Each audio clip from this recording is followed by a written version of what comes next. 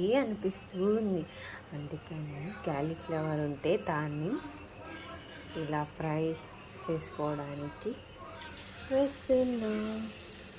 Snacks లాగా ఏం తినాలి అనుకున్నప్పుడు క్యాలీఫ్లవర్ ఉంది, దాన్ని ఇలా మిక్స్ చేసుకొని ఒక 10 నిమిషాల పాటు ఇలా వేసుకుంటున్నాం.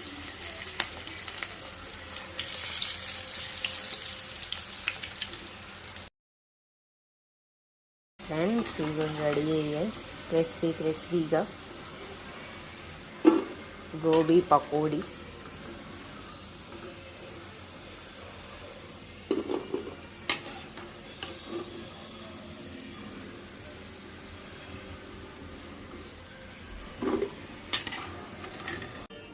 ఫ్రెండ్స్ ఇవిగోండి, ఎలా ఉన్నాయో చెప్పండి, కామెంట్ చేసి చెప్పండి ఎలా ఉన్నాయి ఈవినింగ్ స్నాక్స్.